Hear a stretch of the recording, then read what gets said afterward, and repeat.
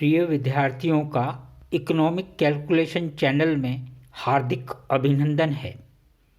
आज का विषय हमारा विभिन्न कॉम्पिटिटिव एग्जामिनेशन और नए पाठ्यक्रमों में सम्मिलित होने वाले पर्यावरण अर्थशास्त्र के एक विशेष बिंदु पर्यावरणीय कुज़नेट्स कर्व या एनवायरमेंटल कुज़नेट्स कर्व के बारे में हमें यहाँ पर चर्चा करनी है, क्योंकि बहुत विद्यार्थियों ने मेरे पास यह प्रेषित किया कि हमें इस कर्व के बारे में बताइए। तो आज हम इसी पर चर्चा प्रारंभ कर रहे हैं, क्योंकि ये डिफरेंट एग्जामिनेशंस में अलग अलग तरीके का प्रश्न है। कुछ एग्जामिनेशन में करंट अफेयर्स में भी पूछा जाता है, कुछ में विषयगत पूछा जाता है। यह निर्भर करता है कि आप किस एग्जामिनेशन को दे रहे हैं। चर्चा प्रारंभ करने से पहले मैं सभी विद्यार्थियों से ये अपेक्षा करता हूँ कि वो चैनल को सब्सक्राइब करें, लाइक करें और अपने मित्रों के साथ शेयर करें, जिससे वे इस सभी जानकारी को अपने पास सुगमता से उपलब्ध पा सकें। हम प्रारंभ करते हैं कि कुज़नेट्स कर्व और एनवायरमेंटल कुज़नेट्स कर्व में एक अंतर है और एग्जामिनेशन में इसी के ऊपर विद्यार्थी कंफ्यूज होता है। यहाँ यह स्पष्ट हो जाना चाहिए कि कुज़नेट्स कर्व एक अलग अभिव्यक्ति है और पर्यावरणीय कुज़नेट्स कर्व या एनवायरमेंटल कुज़नेट्स कर्व एक अलग अभिव्यक्ति है। वस्तुतः तो ये बात सही है कि कुज़नेट्स कर्व से ही पर्यावरणीय कुज़नेट्स कर्व की अवधारणा का उत्पादन कह लीजिए या उत्पत्ति कह लीजिए या सृजन हुआ है, किंतु इस अवधि में 4 दशक का अंतर था। हम प्रारंभ करते हैं कुज़नेट्स कर्व की प्रारंभिक अवधारणा से। क्या है कि 1994 में अमेरिकन इकोनॉमिक एसोसिएशन की 67वीं जो वार्षिक बैठक थी, उसमें अमेरिकी अर्थशास्त्री सांख्यिकीविद साइमन स्मिथ कुज़नेट्स ने अपने अध्यक्षीय भाषण में एक विषय चुना था, आर्थिक वृद्धि तथा आय असमानता, और उसके ऊपर जो निष्कर्ष दिए थे वो उन्होंने अपनी परिकल्पना या हाइपोथेसिस के रूप में दिए थे। यहाँ यह बात ध्यान रखनी है कि यह थ्योरी नहीं है, यह हाइपोथेसिस है या परिकल्पना है। अवलोकन क्या था? इन्होंने क्या अवलोकन किया कि जैसे जैसे अर्थव्यवस्था या राष्ट्र में प्रति व्यक्ति आय वृद्धि करती है, ठीक है, कुज़नेट्स क्या कहते थे 1954 में, जो उन्होंने अपने लेक्चर में बोला कि जैसे जैसे अर्थव्यवस्था या राष्ट्र में प्रति व्यक्ति आय में वृद्धि होती है, समाज में आय की असमानता वृद्धि करती है। जैसे जैसे कोई अर्थव्यवस्था अपने विकास के पथ पर चल रही है, तो अर्थव्यवस्था में जो एक असमानता उत्पन्न होती है समाज की आय में, किंतु घुमाव के बिंदु टर्निंग पॉइंट ऑफ इनकम जो आगे चर्चा में लाया गया है, समाज में आय की असमानता में कमी होना प्रारंभ हो जाता है। यानी आर्थिक विकास होने के साथ साथ आर्थिक विषमताएं या आर्थिक असमताएं बढ़ती हैं, किंतु घुमाव के बिंदु के बाद वह गिरने लगती हैं। और अगर कुछ विद्यार्थी इसको विस्तृत पूरा आर्टिकल पढ़ना चाहें तो ये मैंने उसका रेफरेंस भी यहाँ पर दे दिया है, वो अपना सर्च इंजन में डाल के देख सकते हैं। उसके बाद जो अगला स्टेप आया, जो एनवायरमेंटल कुज़नेट्स कर्व के लिए हम बात करते हैं, तो वो जो अवधारणा शुरू हुई वो 1991 में एक जो है प्रारंभ हुआ, या ये कह लें कि कुज़नेट वर्क ने एक नए कुज़नेट्स कर्व ने एक नया अपना अस्तित्व प्राप्त किया, जिसको हमने क्या कहा, एनवायरमेंटल कुजनेट्स कर्व और उसके बाद में एनवायरमेंटल कुजनेट्स कर्व, क्योंकि एग्जाम में ये कंफ्यूजिंग मल्टीपल चॉइस में भी आपको मिलता है सवाल, इसलिए इस बात का ध्यान रखें। चाहे आप पब्लिक सर्विस कमीशन के एग्ज़ाम दे रहे हों, नेट दे रहे हों, या अपने मल्टीपल चॉइस के अपने यूनिवर्सिटी के एग्ज़ाम्स दे रहे हों, इस चीज़ का ध्यान दीजिएगा। यह पर्यावरण की क्या चीज़, अब हम बात किस पे कर रहे हैं, एनवायरमेंटल कुजनेट्स कर्व पर, कि यह पर्यावरण की गुणवत्ता के स्तरों के मध्य, यानी कि जो लेवल ऑफ जो क्वालिटी है उसके डिफरेंट लेवल के मध्य संबंधों का वर्णन करने के लिए एक माध्यम के रूप में प्रयोग किया गया। और ये भी एक हाइपोथेसिस ही है, ये थ्योरी नहीं है। इस चीज़ का आपको विशेष ध्यान रखना है। तर्क यह है कि अर्थव्यवस्था या राष्ट्र में जैसे जैसे समाज समृद्ध या प्रॉस्पेरस होता है, उसका चिंतन यानी उसका सोचने का तरीका आर्थिक वृद्धि से पृथक पर्यावरण संरक्षण पर होना प्रारंभ हो जाता है। यानी इकोनॉमी में इकोनॉमिक डेवलपमेंट हुआ, अर्थव्यवस्था में आर्थिक विकास हुआ, उस विकास के साथ साथ जो है इकोनॉमिक ग्रोथ या इकोनॉमिक डेवलपमेंट के साथ साथ अब सोसाइटी क्या सोचती है कि एनवायरमेंटल कंजर्वेशन भी होना चाहिए, और वो एक टर्निंग पॉइंट जो है इनकम ऑफ टर्निंग पॉइंट से होता है। यह अवधारणा क्या कहलाई, एनवायरमेंटल कुजनेट्स कर्व का बेस बन गई। अतः पर्यावरणीय कुजनेट्स कर्व पर्यावरण गुणवत्ता एनवायरमेंटल क्वालिटी इकोनॉमिक ग्रोथ के मध्य एक हाइपोथाइज्ड रिलेशनशिप है, कोई थ्योरी नहीं है। ये जो एनालिसिस का डाटा लिया गया, उस डाटा के बेसिस पे जो डायरेक्शन निकलती है वो उस कुजनेट्स कर्व की परिकल्पना को समर्थन देती है, इसलिए इसको क्या कहा गया, एनवायरमेंटल कुजनेट्स कर्व। अब इस चीज़ को हम फिलोसॉफिकली देखें या थॉट के रूप में देखें कि इकोनॉमिक डेवलपमेंट और एनवायरमेंटल स्ट्रेस या आर्थिक वृद्धि और पर्यावरणीय जो तनाव है उसके मध्य क्या संबंध होता है। यानी कि जब हमने कहा जब अर्थव्यवस्था आर्थिक विकास की ओर बढ़ रही है तो आर्थिक वृद्धि और पर्यावरण तनाव के मध्य एक दुर्बल असंबद्धता होती है, यानी कि आर्थिक विकास पर्यावरण के विषय में कुछ नहीं सोचता, यानी पर्यावरण तनाव बना रहता है। किंतु जब टर्निंग पॉइंट इनकम का आता है वहाँ पर ये वाला जो असंबंध है वो किस पे होता है, मैक्सिमम होता है, जो आगे ग्राफ में भी बताएंगे। और उसके बाद में जैसे जैसे पर कैपिटा इनकम बढ़ती है, इकोनॉमी डेवलप करती है, इकोनॉमी में सर्विस सेक्टर डेवलप करना शुरू कर देता है, तो फिर क्या होता है, रीलिंकिंग, यानी कि आर्थिक विकास और पर्यावरण तनाव के मध्य के संबंध के बारे में सोचा जाने लगता है कि कैसे पर्यावरणीय तनाव को ख़त्म या कम किया जाए। तो ये सिर्फ आप जब बार बार इस लेक्चर को सुनेंगे और इन नोट्स बना के पढ़ेंगे तो आपको सरल और समझ में आ जाएगा, और इससे रिलेटेड एग्जाम में किसी तरह से प्रकार आपसे क्वेश्चन पूछा जाए आप जवाब दे सकते हैं। शुरू करते हैं।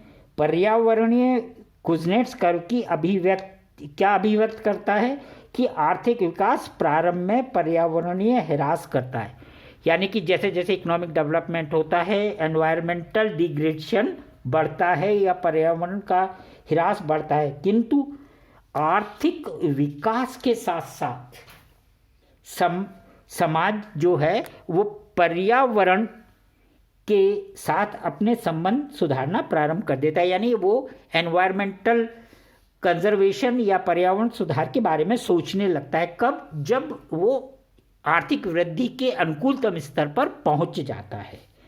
किंतु यहाँ एक जो है कमेंट भी देखिए, जहाँ वो आएगा वहाँ कमेंट भी आते हैं। तो कुछ आलोचकों ने क्या कहा कि यह आवश्यक नहीं है कि आर्थिक विकास पर्यावरण को उन्नत करे। ठीक है, ये बात कही जा सकती है, एनालिसिस में आगे डिस्कस किया जा सकता है, किंतु वह प्राय विपरीत होता है। क्या, इसको हम आगे चले तो वस्तुतः प्राय विपरीत होता है। कम से कम एक सुनिश्चित करने हेतु हमें एक बहुत ही लक्षित, यानी कि हमें एक टारगेट पॉलिसी बनानी पड़ती है, और उस थॉट के या उस दृष्टिकोण से के साथ हम आर्थिक विकास उत्तम पर्यावरण के अनुकूल जाता है या नहीं जाता, उसके लिए। अर्थात कि आज जो हम अपने राष्ट्र में भी देख रहे हैं, जो प्रगति हो रही है, विश्व अर्थव्यवस्था में प्रगति हो रही है, ये सब पर्यावरण संरक्षण के लिए हो रही है। तो नीति अगर हम अनुकूल बनाएंगे तो आर्थिक विकास क्या होगा, उसके अनुकूल चलेगा। अब यहाँ पर हमने इसको डायग्रामेटिकली थोड़ा सा बताने का अलग अलग तरीके से प्रयास किया है कि जैसे Kuznets curve reverse inverse U shape या उल्टे यू शेप की तरह के का होता है, इसी तरह इन्वायरमेंटल कुज़नेट्स कर्व भी किस तरह का होता है, रिवर्स यू शेप का। तो एक एक्सिस पे हमने इनकम ले ली, दूसरे एक्सिस पे क्या लिया, रिसोर्सेज या जो वेस्ट है हमारा, जो पर्यावरण में उत्सर्जित किया जा रहा है, वो उसको अगर हम लें तो अगर देखिए मैंने इसीलिए इस कर्व को 2 कलर से बताया। ये यहाँ आपका इनकम टर्निंग पॉइंट यानी कि ये अनुकूलतम बिंदु आ गया, यानी कि अर्थव्यवस्था में विकास बढ़ रहा है, यानी आय बढ़ रही है, उसके साथ साथ क्या है, संसाधनों का उपयोग हो रहा है और जो वेस्ट है वो बढ़ता जा रहा है। अब ये वाली जो स्थिति आई ये कि इकोनॉमी वृद्धि तो करती है किंतु पर्यावरण प्रभाव को खराब करती है, यानी कि एनवायरमेंटल जो इफेक्ट है वो एडवर्सली इफेक्टेड होता है, प्रतिकूलता आती है। जबकि टर्निंग पॉइंट के बाद में इनकम तो बढ़ रही है, ये तो आप देख रहे हैं कंटिन्यूसली बढ़ रही है, यानी कि ग्रोथ चल रही है, डेवलपमेंट चल रहा है, किंतु जो वेस्ट है वो क्या हो रहा है, ये नीचे की ओर आ रहा है। इसका मतलब क्या हो गया, वृद्धि करती हुई आय, ये वृद्धि करती हुई आय पर्यावरण प्रभाव को क्या कर देती है, जो नेगेटिविटी जो स्ट्रेस वाली बात है उसको क्या कर दिया, कम कर दिया। अब इसको हम दूसरी तरीके से, क्योंकि एग्जाम में अलग अलग तरीके से इंटरप्रिटेशन दे दिया जाता है, तो उस तरह से हमने कहा कि प्री इंडस्ट्रियलाइजेशन, इंडस्ट्रियलाइजेशन और पोस्ट इंडस्ट्रियलाइजेशन में ये हमारा एनवायरमेंटल कुज़नेट्स कर्व किस तरह बिहेव करता है। तो हमने वही इधर क्या ले लिया, पर्यावरण ह्रास को लिया, ये एक ही बात है, इसको कह लें चाहे इसको कह लें, बात एक ही है। आप एग्जामिनेशन के पॉइंट ऑफ व्यू से ही ये मैंने शब्दों का इस्तेमाल किया है, जिससे कि आप एग्जामिनर द्वारा दिए गए संकेतों से अपने आप को कंफ्यूज ना कर दें। अब यहाँ पर देखिएगा, अब हम क्या करते हैं, क्योंकि जब हम कोई भी प्रोडक्शन करते हैं, लॉन्ग टर्म प्रोडक्शन करते हैं, तो स्केल्स के ऊपर होता है, स्केल ऑफ रिटर्न्स पे होता है, लॉन्ग टर्म में फैक्टर ऑफ प्रोडक्शंस की कम्बिनेशन के ऊपर। तो अगर हम देखें कि प्री इंडस्ट्रियलाइजेशन और इंडस्ट्रियलाइजेशन पीरियड में क्या चीज़ आती है, स्केल्स के इफेक्ट हमको दिखाई देते हैं, यानी किस चीज़ के कि उत्पादन में अनुकूलता कैसे आएगी उसके बारे में बताते। और इसके विपरीत जब हम इस टर्निंग पॉइंट पे आ जाते हैं और इसके बाद भी हमारी इनकम बढ़ रही है, तब हम क्या है, तकनीकी विकास के साथ साथ हम ऐसी समायोजन या ऐसा आयोजन करते हैं कि उत्पत्ति के साधन जो हैं पर्यावरण के अनुकूलतम हो या एनवायरमेंटल फ्रेंडली हो, जिससे कि हमारा जो है पर्यावरण संरक्षित रहे। तो उसके लिए हमने फिर ये अलग अलग तरीके से हमने बता दिया कि प्री इंडस्ट्रियलाइजेशन स्टेट हमने किसको कह दी, कृषि, उसके बाद औद्योगिकरण। अब जब औद्योगिकरण पूरा हो जाता है तो फिर सेवा क्षेत्र प्रधानता में आ जाता है। जैसे आज है आप अगर मैं फूड मंगाने हैं तो भी आप ऑनलाइन मंगा लेते हैं, हर चीज़ आपको ऑनलाइन अवेलेबल हो जाती है, सब आपकी करेंसी का बिहेवियर आपके साथ बिल्कुल चेंज हो सका है। तो ये सब चीज़ें यहाँ कहाँ आती हैं, औद्योगिकरण के पश्चात सेवा क्षेत्र के विस्तार के साथ साथ। तो ये जो कैरेक्टरिस्टिक्स है pre industrialization, industrialization, post industrialization की जो अलग अलग अप्रोचेज़ है, इन अप्रोचेज़ को हम एनवायरमेंटल कुज़नेट्स कर्व से भी एक्सप्लेन करते हैं। और यही एग्ज़ाम में क्वेश्चंस आपको कंफ्यूज करके दे दिए जाते हैं और आप ये कहते हैं कि साहब ये तो कोई सिलेबस का ही मटेरियल नहीं है। अब दूसरी चीज़ कि भाई जब आप कुज़नेट्स कर्व की बात कर रहे हैं तो कुज़नेट्स कर्व या एनवायरमेंटल कुज़नेट्स कर्व है तो एक लेवल होगा जो कि इकोलॉजिकल थ्रेशोल्ड होगा, यानी कि उससे ऊपर पर्यावरण गड़बड़, उससे नीचे पर्यावरण सुधार। तो उस तरीके से अगर आप देखें तो अगर किसी अर्थव्यवस्था का Kuznets curve, environmental Kuznets curve इस शेप में भी हो सकता है, ये शेप भी हो सकती है और ये शेप भी हो सकती है। कहने का अर्थ यह है कि अगर इकोनॉमी डेवलप करती जाती है तो उसके डेवलपमेंट के साथ साथ इकोलॉजिकल थ्रेशोल्ड की तरफ वो चलना, उस लेवल तक चलना शुरू करती है और उससे नीचे भी आती है। इसका मतलब क्या हो गया कि ये जो टर्निंग पॉइंट है, टर्निंग पॉइंट से पहले क्या हुआ, निम्न आय स्तर हुआ प्रति व्यक्ति, ठीक है ना, और उसके बाद में बढ़ गया। तो बढ़ जाने से क्या हो गया, इकोलॉजिकल अवेयरनेस आ गई या एनवायरमेंटल अवेयरनेस आ गई। तो उस अवेयरनेस के कारण जो हमारा ये जो कर्व का जो बिहेवियर है ये क्या होना शुरू हो जाएगा, चपटा होना शुरू हो जाएगा।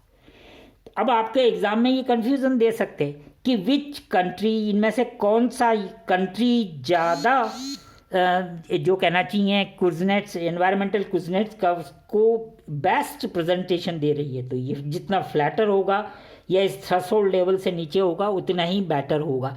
तो ये एग्जामिनेशन में आपसे अलग अलग तरीके से पूछा जाता है।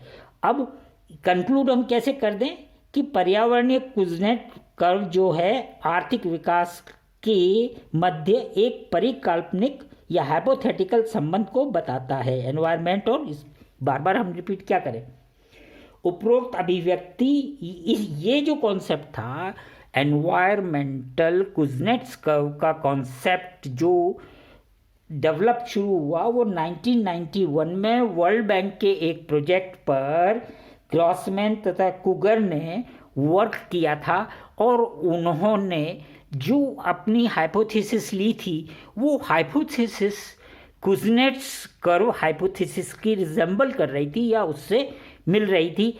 तब ये एक नया नाम दे दिया गया एनवायरमेंटल कुजनेट्स कर्व। ये कौन बेसिक चीज़ आपको मस्तिष्क में रहनी चाहिए। यहाँ मैंने आपको इस सरल करने के लिए, ये क्या है, ये कुजनेट्स कर्व की धारणा हो गई और ये पर्यावरणीय कुजनेट्स कर्व की धारणा हो गई। यानी कि ये आपका, ये कुजनेट्स कर्व को मैं एक अलग लेक्चर में आपके साथ एक्सप्लेन कर रहा हूँ आने वाले वीडियो में। तो कुजनेट्स में आय में समानता लेते हैं और पर्यावरण में पर्यावरणीय ह्रास के बारे में करते हैं। स्थिति वही है, वो पॉइंट ऑफ टाइम। यहाँ क्या कहते हैं, विकासशील अर्थव्यवस्था और विकसित अर्थव्यवस्था। इस पॉइंट के बाद प्रति व्यक्ति आय दोनों तरफ है। यहाँ क्या कहेंगे, पर्यावरण ह्रास हो रहा है और फिर पर्यावरण सुधार हो रहा है। तो पर्यावरणीय कुजनेट्स वर्ग का अध्ययन हम अगर इसके समर्पित जो नियरेस्ट फैक्टर्स हैं उनके साथ भी हम डिस्कस कर सकते हैं। एग्जाम में ये भी आपसे पूछा जा सकता है क्या, जो आपने रिटर्न्स टू स्केल, तो यहाँ वो उन्हीं स्केल्स के बारे में है कि उत्पादित उत्पादकों के मिश्रण से उत्पादन का विस्तार किया जाता है। ये सब जानते हैं आप। यहाँ प्रयुक्त इनपुट्स का अनुपात व प्रौद्योगिकी स्थिर रहती है जब स्केल्स की बात करते हैं, जब हम इकोनॉमी डेवलप कर रही है। अब भिन्न भिन्न उद्योगों में भिन्न भिन्न प्रदूषण तीव्रता होती है, क्योंकि हर एक औद्योगिक इकाई का, एक उद्योग का प्रदूषण उत्सर्जन दूसरे के समान नहीं होगा। तीसरी, इसके लिए इसको कंक्लूड कैसे करते हैं, आर्थिक विकास के उत्पादन मिश्रण में परिवर्तन होता है और ये जो परिवर्तन है, ये जो सारा का सारा परिवर्तन है, इसको हम क्या कहते हैं, कंपोजिशन इफेक्ट। तो आपके एग्जाम में दो वर्ड आते हैं, कंपोजिशन इफेक्ट और टेक्निक इफेक्ट। कुजनेट्स कर्व से रिलेटेड दो वर्ड्स पूछे जाते हैं, कंपोजिशन इफेक्ट और टेक्निक इफेक्ट। तो कंपोजिशन इफेक्ट में रिटर्न्स टू स्केल या स्केल की बात करते हैं और टेक्निकल में हम क्या करते हैं कि इनपुट्स की परिवर्तन है, पर्यावरण में कितना वो सपोर्टिव ले रहे हैं इनपुट्स को, यानी कि कितना हम इनपुट्स को सब्स्टिट्यूट कर रहे हैं। यहाँ जो आपका कंपोजिशन इफेक्ट है वहाँ पर फैक्टर सब्स्टिट्यूशन की बात नहीं आती, किंतु यहाँ पर जब टेक्निकल इफेक्ट की बात करते हैं या टेक्निक इफेक्ट की बात करेंगे तो सब्स्टिट्यूशन आ जाएगा फैक्टर ऑफ प्रोडक्शन का। यहाँ नहीं आ रहा सब्स्टिट्यूशन, यहाँ सब्स्टिट्यूशन आ गया। क्यों, यहाँ पर आपको एनवायरनमेंट कंसर्न नहीं है, यहाँ आपके लिए एनवायरनमेंट कंसर्न है, इसलिए यहाँ पर हम सब्स्टिट्यूशन कर सकते हैं और जो टेक्निक है, टेक्नोलॉजी है, उसमें सुधार कर सकते हैं। तो ये दोनों चीज़ मिलके क्या बन गई, टेक्निक इफेक्ट और ये कंपोजिशन इफेक्ट। इसी के साथ मैं आपके इस अध्याय को विराम देता हूँ और अगली वीडियो में आपके साथ कुज़नेट्स कर्व के बारे में चर्चा करेंगे। धन्यवाद।